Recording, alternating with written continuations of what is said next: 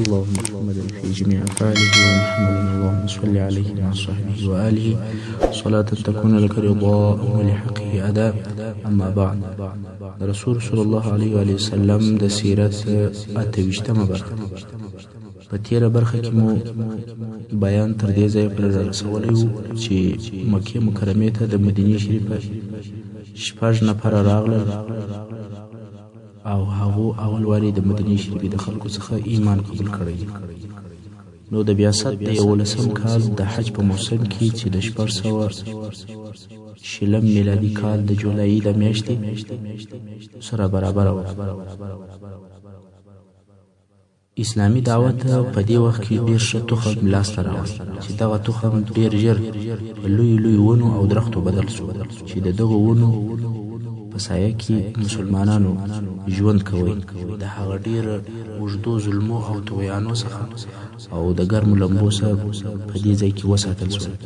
کله چې اهل مکې د رسول صلی الله علیه وسلم تکذیب کوي او رسول صلی الله علیه وسلم یې د الله جل جلاله د لارې د دعوت څخه منع کوي، نو رسول صلی الله علیه وسلم داسې حکمت عملي کوي چې د شپې په تاریکۍ کې به د حاجانو پر ډلو او پر خیمو ګرځېدی. دا د دې لپاره چې د رسول صلی الله علیه وسلم او د دغو ډلو په مابین کې د مکې مکرمې د مشرکانو څخه څوک نه وي موجود. نو رسول صلی الله علیه وسلم یو شپه د ابوبکر صدیق رضی الله عنه په ملګرتیا باندې راووتی. د حذیل او شیبان ابن ثعلبه د قبیلو خیمو ته ورغلی، د اسلام او توحید په باره کې خبرې ورته وکړي، خو دغو خلکو د اسلام راوړلو څخه انکار وکړ. او بیا رسول صلی الله علیه وسلم په مینا کې د عقبې سره تېرېدی. هلته یې د څو نفرو آواز واورېدی چې په خپل مابین کې خبرې سره کوي. رسول صلی الله علیه وسلم هغو ته ورغلی. دغه خلک 6 نفره ول او د یثرب د ځوانانو څخه ول، ټول د خزرج د قبیلې څخه ول. څوک وایي چې دغه خلک 12 نفره وو، خو 6 یقیني دي. دغه 6 نفره ډیر مهم دي. دغه نفر د اسلام هغه صالح تخم دی او د دغه نفر نمونه داسې دي: اول اسعد ابن زراره چې د بني نجار د قبیلې څخه وو. دویم عون ابن حارثه ابن رفاعه ابن افرا چې د بني نجار د قبیلې څخه وو. دریم رافع ابن مالک ابن عجلان چې د بني زریق د قبیلې څخه وو. څلورم قطبه ابن عامر ابن حدیده چې د بني سلمه د قبیلې څخه وو. پنځم عقبه ابن عامر ابن نابی چې د بني حرام ابن کعب د قبیلې څخه وو. شپږم جابر ابن عبدالله ابن رئاب چې د بني عبید ابن غنم څخه وو. د اهل یثرب یا د مدینې منورې د خلکو لویه خوشبختي دا وه چې دوی به د مدینې منورې د یهودو څخه اورېدل چې په دغه اوس وختو کې یو نبي مبعوث کېږي، هغه به راوځي او موږ به یې متابعت وکړو او بیا به د هغه نبي په ملګرتیا موږ تاسې ووژنو لکه عادیان او سمودیان. رسول صلی الله علیه وسلم دغو نفرو ته ورغلی او ورته وویل: تاسې څوک یاست؟ هغه وویل چې د خزرج د قبیلې یو. رسول صلی الله علیه وسلم وفرمایل: نه کښېنئ چې څه خبرې در سره وکړم. هغه وویل: هو کښېنو. رسول صلی الله علیه وسلم ورسره کښېنستی، خپل دین او د اسلام حقیقت یې ورته بیان کړ، وحدانیت ته یې راوبلل، قرآن مجید یې ورته تلاوت کړ. دغو نفرو په خپل مابین کې سره وویل: والله دا هغه نبی دی چې یهود تاسې په هغه سره بیروي. کوشش وکړئ چې یهود په اسلام کې تر تاسې د مخه نسی او بیا هغه څه راسره وکړئ چې دوی وایي. نو د رسول صلی الله علیه وسلم دعوت قبول کړئ او مسلمانان سئ. تاسې تر یهودو د مخه ایمان راوړئ، د رسول صلی الله علیه وسلم متابعت وکړئ او اسلام قبول کړئ. دا څنګه کیسه وه چې یهودو به اهل یثرب بیرول؟ نو ډیره مهمه خبره ده. هغه داسې وه: د مدینې منورې ټول اوسیدونکي پر 3 حصو ویشل سوي وو. یوه حصه د اوس قبیله وه، بله حصه د خزرج قبیله وه چې دغه 2 قبیلې مشرکان او بتپرستان ول. دریمه حصه یې یهود ول. یهود بیا په خپله پر 3 قبیلو سره ویشل سوي ول: اول بنو قریظه، دویم بنو قینقاع، دریم بنو نضیر. که څه هم هلته نور انفرادي یهود موجود ول چې د دغو قبیلو څخه نه ول، خو هغه لږ ول. عمده او اساسي یهود دغه درې قبیلې وو، او ټول یهود د وګړو او د خلکو په شمېر د مدینې منورې د خلکو او انسانانو درېیمه حصه کېدل. د اوس قبیله هم د مدینې منورې د نفوسو درېیمه حصه کېدل. همدارنګه د خزرج قبیله هم د مدینې منورې د نفوسو درېیمه حصه وه. نو مدینه منوره برابر او مساوي درې حصو ته ویشل شوې وه، چې یهود او د اوس قبیله او د خزرج قبیله. د دغو درو قومو څخه یو هم پر مدینه شریفه نسوی عامل کېدلی، ځکه چې درې سره قبیلې چې وې هغه سره مساوي او برابر وي او ټول اقلیات وو. نو مدینې منورې یو عمومي مشر او د ټولو لپاره یو عامل نه درلودی. د دغو درو قبیلو به همیشه د حاکمیت لپاره جنګونه ول، خو په دغه وختو کې به یهودو دغه نورو قومو ته چې اوس او خزرج وو هغو ته به ویل چې د آخري نبي د بعثت وخت را نږدې دی، که هغه مبعوث شو موږ به د هغه متابعت وکړو او تاسې به داسې حلال کړو لکه د عادیانو او د سمودیانو حلالېدل چې ټول هلاک شول. نو یهودو به دغه نور قبیلې د آخري نبي په راتګ سره بیرولې او ورته ویل به کله چې هغه نبي راسي موږ به د هغه متابعت وکړو، پر یثرب او پر مدینه شریفه به حاکمان شو، تاسې ته به بیا هغه وخت په وژلو او په حلالولو سره جزا درکړو. تاسې ښه متوجه شئ، د یهودو په تورات او په نورو آسماني کتابو کې د رسول صلی الله علیه وسلم د راتګ او د هغه ټولې علامې لیکلې وې. د مدینې منورې یهود هم تر داسې اندازې د دغه نبي د راتللو په انتظار ول چې د مدینې منورې مشرکان به د هغه په راتګ سره بیرول. نو دغه د دوی د معلوماتو او د پیشګوییو په سبب د مدینې منورې مشرکان د مکې مکرمې تر مشرکانو د مخه او په ډېر اسانۍ سره ایمان ته داخل شول. کله چې د رسول صلی الله علیه وسلم د نبوت او د رسالت اظهار وشو، ټولو یهودو او نصاراو ته معلومه شوه چې هو دغه رسول صلی الله علیه وسلم هغه وعده سوی نبی دی، مګر څنګه چې یهودو او نصاراو ولیدل چې دغه نبی د بني اسرائیلو څخه نه دی او پخواني ټول انبیا د بني اسرائیلو څخه ول، نو یې د قومي تعصب په لحاظ سره د رسول صلی الله علیه وسلم د منلو څخه انکار وکړ، او له دغه وخت څخه ټول هغه معلومات چې د راتلونکي نبی په باره کې د دوی په کتابو کې موجود ول هغه یې واړول او تغییر یې پکښې راوست. خو بیا هم دوی ډېر غبیان او راپوهان دي، ځکه اوس هم د دوی په کتابو کې د رسول صلی الله علیه وسلم د نبوت ډېر معلومات او علامې پاتې دي. څرنګه چې اوس د نوي آلاتو او وسایلو د پیدا کېدلو په سبب هغه بیانات او معلومات عام نشر شوي دي، نو دوی نشي کولی چې هغه معلومات واړوي او یې پټ کړي. نو د هغو بیاناتو په ترجمه کې تغییر راوستلی دی او حق او حقیقت یې بدل کړی دی او خلاف او مخالفه ترجمه یې کړي. بیرته به خپلې کیسې ته راشو. اوس چې د خزرج د قبیلې حاجیانو د رسول صلی الله علیه وسلم خبرې واورېدلې، ولوله هغه نبی چې یهود موږ په بیروي هغه دغه نبی دی او دغه دین دی. پام کوئ چې یهود تر تاسې د مخه دغه دین ته داخل نشي. دغه خلک عاقلان او شاران ول، کورني اختلافاتو او جنګو د پښو اچولي ول او ضعیفه کړي ول، خاصتا هغه د بعاث جنګ چې په دغه نږدې وختو کې تېر سوی و او تر اوسه د هغه تېر شوو جنګو لمبې پورته کېدې.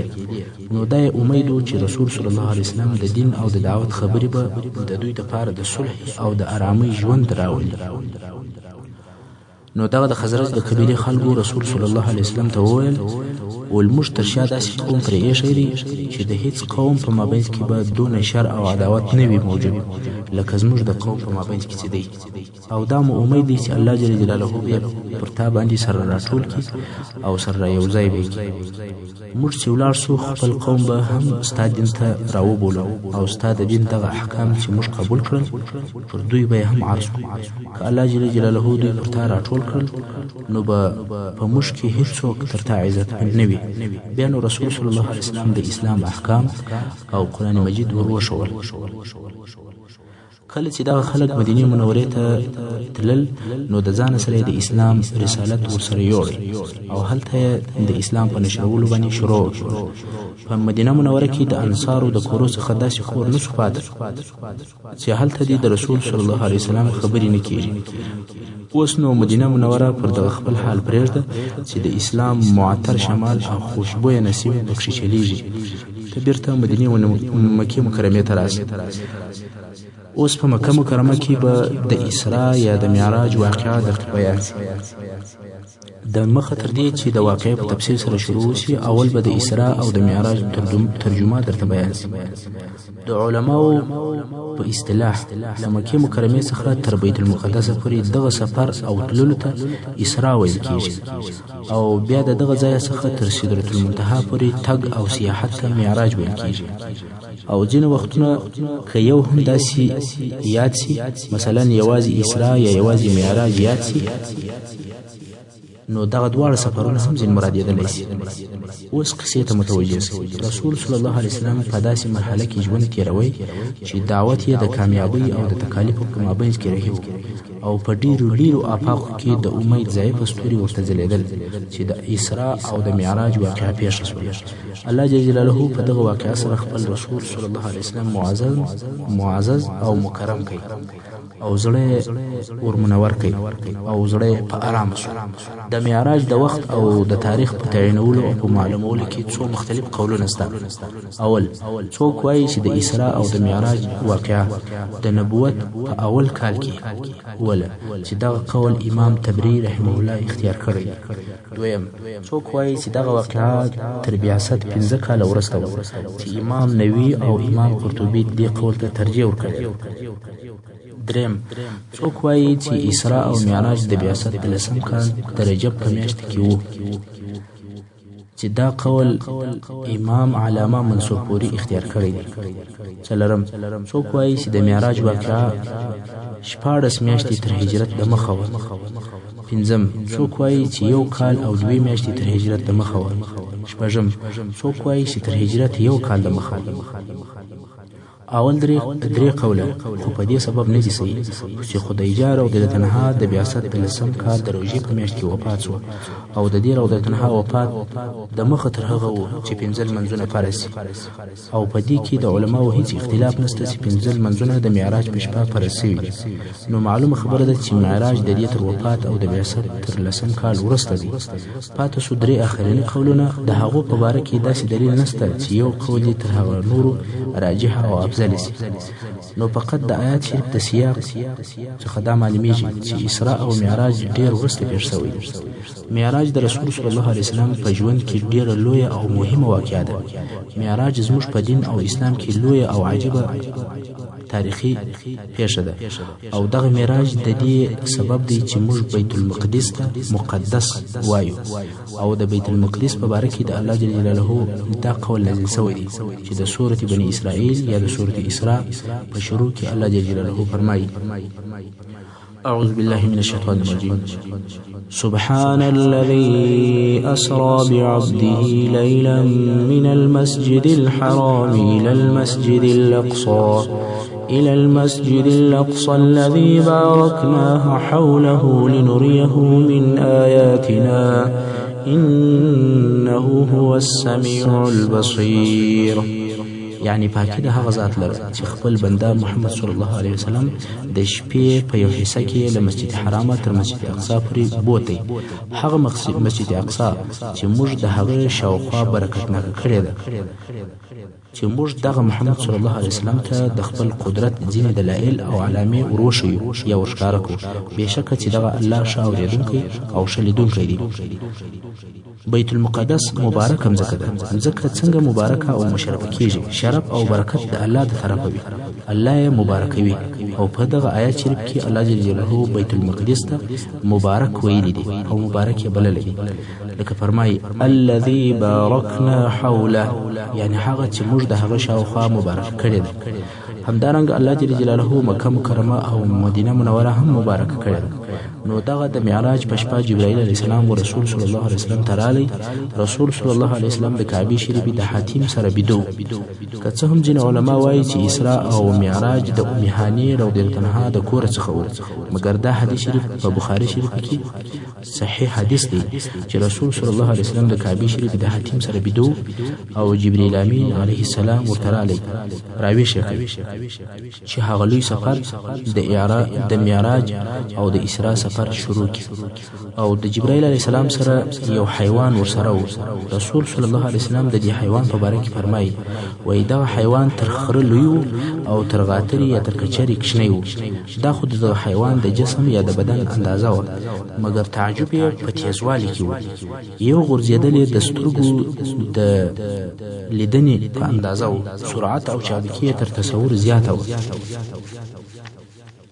کله چې رسول صلی الله علیه وسلم د خوب څخه راویښ شو جبرائیل علیه السلام ورته وویل پر دغه براق باندې سپور سه رسول صلی الله علیه وسلم سپور شو او براق د بیت المقدس پر طرف باندې حرکت وکړ په لږ وخت کې بیت المقدس ته ورسېد رسول صلی الله علیه وسلم مسجد الاقصی ته ورداخل شو هلته یو عجیبه اجتماع ولیدل الله جل جلاله د رسول صلی الله علیه وسلم د پاره ټول انبیا او رسولان علیهم السلام راجمع کړي ول او سره یو ځای کړي ول علماء کرام د انبیاء او د رسولانو په عدد او په شمیر کې مختلف قولونه لري څوک وایي چې ټول انبیاء او رسولان د هغو شمیر 1,40,000 زیاته او کم پکښې دا دی او څوک وایي چې د رسولانو عدد 300 دی او د انبیاء عدد 40,000 دی نور قولونه هم شته مقصد دا چې په دغه مبارکه شپه الله جل جلاله ټول انبیاء او رسولان علیهم السلام په دغه لوی او مبارکه ټولنه او اجتماع کې سره جمع کړي ول چې په هغه کې ابراهیم نوح موسی عیسی علیهم السلام ټول انبیاء او رسولان په مسجد اقصی کې سره یو ځای شوي ول د مځکې پر مخ کوم ځای دی چې د ټولو انبیاء علیهم السلام په اجتماع سره دي مشرفه شوی وي بې له بیت المقدس او بې له مکه مکرمه څخه بل ځای نشته کعبه شریفه ټول انبیاء او هغه ترجمه شوی دي چې ټول انبیاء د حج لپاره او کعبه شریف ته راغلي دي لکه امام بهقي چې د عروه ابن زبیر څخه روایت کوي وای ټول انبیاء علیهم السلام د بیت الله الحرام حج کړی دي او بیت المقدس هم هغه ځای دی چې ټول انبیاء په دغه شپه دلته سره جمع شوي دي چې دغه اجتماع بیا هیڅ وخت او په ټول تاریخ کې نه ده تکرار شوی او د بل واري لپاره په هیڅ ځای کې ټول انبیاء علیهم السلام نه دي سره جمع شوي بې له مسجد اقصی او دغه ټول انبیاء او رسولان د سید البشر رسول فخر العالم فخر الموجودات جناب رسول الله صلی الله علیه و آله وسلم د استقبال او د شراغلی لپاره سره راټول شوي ول انسان دغه مبارک منظر او د دې مشهد خیال او تصور هم نشي کولی ټول انبیاء او رسولان د رسول صلی الله علیه وسلم د سرداری کونین و استقبال ته راغلي دي صف او قطار ولاړ دي او شراغلی ورته وایي دا څونه مبارکه او له نوره ډکه اجتماع لکه سعدي صاحب چې فرمایي بلغ العلا بكماله كشف الدجى بجماله حسنت جميع خصاله صلوا عليه وآله او بیا هم سعدي صاحب مبارک فرمایي چې غمی دیوار امت را کی دارد چون تو پشتیبانی چې با کز موج بحری آن را کی باشد نوح کشتیبانی بیا نو رسول صلی الله علیه وسلم دغه ټول انبیاء امامت کوي دغه ټول انبیاء ته سيد الأولين والآخرين سيد البشر سيد السادات محمد رسول الله صلى الله عليه وسلم المنظور کوي دا هغه لوی او عظیم او لوړ شرف دی تر دې به بل شرف چیرې وي چې د امتو د امامانو امام دی لکه سعدي صاحب فرمایي امامي رسول پیشوای سبیل امینی خدا محبتی جبرائیل امینی خدا محبتی جبرائیل همدارنګه د قیامت ورځ چې د هر امت څخه شاهد راوستل کیږي، یعنی د هر امت نبی به پر خپل امت شاهد وي او محمد صلی الله علیه وسلم به بیا پر هغه انبیا علیهم السلام باندې شاهد وي. دا هم د خیر البشر محمد مصطفی صلی الله علیه وسلم عزت او کرامت دی. دا اجتماع او ټولنه هغه لویه او معظمه اجتماع او ټولنه ده. په دې اجتماع کې انبیا علیهم السلام ته د رسول صلی الله علیه وسلم المنځ او امامت و چې دا کار بیا د اسلام په تاریخ کې نه دی مقرر شوی. کله چې رسول صلی الله علیه وسلم د لمانځه څخه فارغ شو نو جبرائیل علیه السلام دوه لوښي یا دوه ګیلاسه ورته راوړل چې په یوه لوښي کې شیدې وې او په بل کې شراب و. رسول صلی الله علیه وسلم هغه د شیدو لوښی واخیستی. جبرائیل علیه السلام ورته وویل سمې لارې ته لارښوونه او هدایت درته سوی دی، یعنی دا چې شراب دې نه واخیستل الله سمه او صحیح لار درښولې ده او امت دې هم سمې لارې ته رابللی دي. په دغه خبره کې د جبرائیل علیه السلام له طرفه دې ته اوله اشاره وه چې شراب بد او خبیث شی دی. که څه هم تر دغه وخته په اسلام کې شراب نه ول منع سوي، خو رسول صلی الله علیه وسلم هیڅکله نه تر دغه د مخه شراب څښلي ول او نه تر دغه وروسته څښلي دي، نه د مخه تر بیاسته او نه وروسته تر بیاسته. تر لمانځه او د انبیا علیهم السلام تر ملاقات وروسته معراج راوړل شو. د معراج وصف او تعریف موږ ته نه دی بیان سوی. هلته په کتابو کې هم صحیح تعریف او صحیح دلیل نشته چې معراج څه ته وایي. بې له دې څخه چې عرب د معراج لفظ د زینې لپاره استعمالوي، یعنی عرب و زینې ته معراج وایي. نو معراج یو قسم زینه ده، خو که دلته د معراج څخه د زینې معنا واخیستل شي نو دا داسې زینه ده چې بشر یې نه پیژني، یو خاص قسم زینه ده چې د هغه په حقیقت باندې بشر نه پوهیږي او نه په پوهېدلی شي. نو دغه معراج چې دغه حقیقت موږ ته نه دی رامعلوم و رسول صلی الله علیه وسلم ته کښېښول شو. رسول صلی الله علیه وسلم په دغه عجیبه او غریبه زینه کې وختی چې په څو لحظو کې رسول صلی الله علیه وسلم اول اسمان ته ورسېدی. دغه مسافې چې تر قیاس لوړې او تر حساب تیرې دي په څو لحظو کې یې توی کې او پای ته ورسوي. تاسو ښه متوجه شئ موږ د دغه کون نه په لویوالي خبر یو او نه د دغه لیرو مسافو اندازه راته معلومیږي. موږ ته د کون او د هغه د پراخوالي په باره کې هیڅ معلومات نشته. موږ انسانان که غربیان دي او که شرقیان، هر څه چې پر لواړه وي او راواړه دا ټول د کون یو کوچنی جز دی. د نن ورځ د کون علما موږ ته د کون مسافه په غدوئي کال سره راشي. موږ د مځکې مسافه په میل یا په میلیونو یا په کیلومتر سره بیانو، خو بالمقابل کون دونه پراخه دی چې په کیلومتر یا نور اندازو سره اندازه نه شول کیږي. نو د کوم علماو د کون د مسافې د اندازه کولو لپاره غدوئي کال ایښی دی. غدوئي کال څه دی؟ غدو یعنی رڼا او روښنایي، لکه د لمر رڼا یا شعاع. نو غدوئي کال هغه مسافې ته ویل کیږي چې غدو یا روښنایي په یو کال کې هغه مسافات توی کولی شي. که زه اوس وغواړم چې د غدو یا روښنایي سرعت یا چابکي در وښیم نو به داسې درته ووایم چې د لمر روښنایي د لمر څخه بیا تر مځکې پورې په 8 دقیقو کې را رسیږي. موږ داسې نشو ویلی چې لمر د مځکې څخه 2 کیلومتره لرې دی، بلکې موږ وایو چې لمر د غدوئي کال په حساب د مځکې څخه 8 دقیقې لرې دی. نو د هغې مسافې د لیرېوالي په باره کې څه فکر کوئ چې هغه په یوه غدوئي کال کې توی کیږي. د نن ورځې د علم فلک معلومات دې اندازې ته رسېدلي دي او وایي چې په کون کې داسې نجوم او ستوري شته چې زموږ څخه په زرو میلیونه غدوئي کلو لرې دي، او دا ټول بیا هم د کون یو جز دی. ټول کون نه دی، بلکې کون نور هم تر دې ډیر لوی او پراخه دی. اوس نو حتی چې رسول صلی الله علیه وسلم دغه مسافه ټوله کته کوي، دا به حساب مسافې ته فکر وکړو چې رسول صلی الله علیه وسلم تر اسمانه او لوړ تر هغه په دغه څو لحظو کې دا دونه لرې مسافه قطع کړه. دا څونه لوی معجزه ده، دا د الله جل جلاله څونه لوی قدرت دی. موږ ته په دغه معراج کې راښکاره کړ. دا لوی اعجاز او لوی معجزه ده چې دغه لرې مسافه په دغه لږ وخت کې قطع کیږي او رسول صلی الله علیه وسلم د دنیا اسمان ته بیا ورسېد چې موږ اول اسمان ورته وایو. د اسمان دروازه بنده ولا او تړلې وه.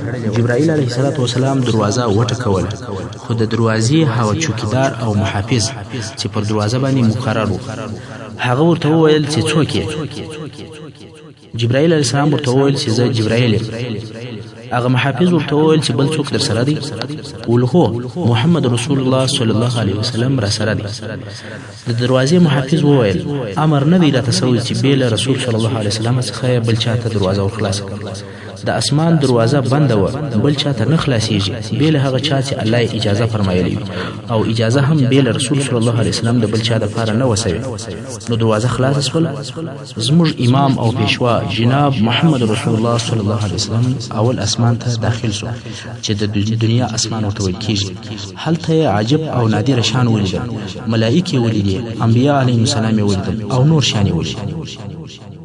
تاسې پوهیږئ چې اسمان په خپله د دود پر قسم دی، او دا چې پر دغه اسمان څنګه ملایکې ګرځي او هلته دروازې سته موږ نه پوهیږو. دا د خالق قدیر جل جلاله کارونه دي، لکه الله جل جلاله فرمایي ان الله علی کل شیء قدیر. رسول صلی الله علیه وسلم هلته یو سړی ولیدی چې ډیر جګ سړی و، چې 80 ذراع جګوالی و. ذراع د پخوانیو وختو د اندازې کولو یو آله ده، لکه د نن ورځې متر. ذراع تر متر کم او لږ دی، تقریبا نیم متر په شاوخوا کې دی. نو د متر په حساب دغه سړی 10 متره جګ و. د دې جګ سړي په شاوخوا کې ډیر زیات خلک ول. دغه جګ سړی چې د راسته طرف خلکو ته وګوري وخاندي، او کله چې بیا د چپه طرف خلکو ته وګوري وژاړي. رسول صلی الله علیه وسلم په تعجب سو، ولیا جبرائیل دا څوک دی؟ جبرائیل علیه السلام ورته وویل دا ستا پلار آدم علیه السلام دی. د آدم علیه السلام قد او جګوالی 10 متره و، او د هغه وخت ټول انسانان په دغه اندازه جګ ول. رسول صلی الله علیه وسلم فرمایي چې د هغه وخت څخه تر اوسه پر انسانان د قد او د قامت په کمیدلو باندې دي، نور به هم پسې کمیږي، مګر هغه وخت یې جګوالی په دغه اندازه و. بیا رسول صلی الله علیه وسلم پوښتنه وکوله چې دغه د ده پر شاوخوا دغه نور کسان څوک دي، او د ده د ژړا او د خندا سبب چیش دی؟ جبرائیل علیه السلام ورته وویل دا یې اولاده ده، د راسته طرف خلک یې اهل جنت یا جنتیان دي، او د چپه طرف خلک یې دوزخیان دي. آدم علیه السلام چې هغه اولادې ته وګوري چې جنت ته ځي نو خوشحاله شي او وخاندي، او بیا چې هغه اولادې ته وګوري چې دوزخ ته ځي نو غمجن او خفه شي او بیا وژاړي. رسول صلی الله علیه وسلم د آدم علیه السلام قیافه بیانوي او فرمایي آدم علیه السلام ډیر جګ سړی و، تور بخون او غنم رنګی سړی و، سپین پوستی نه و، ډنګر و او جګه پزه و. نو د آدم علیه السلام د شکل او د قیافې تعریف داسې کولی شو: جګ، ډنګر، سیهن یا غنم رنګی سړی و. محترم اوریدونکو، څنګه چې وخت پای ته رسیږي زموږ پاته برخه د سیرت په راتلونکي حصه کې واورئ. وصلی الله تعالی علی خیر خلقه محمد و آله و اصحابه و اهل بیته اجمعین.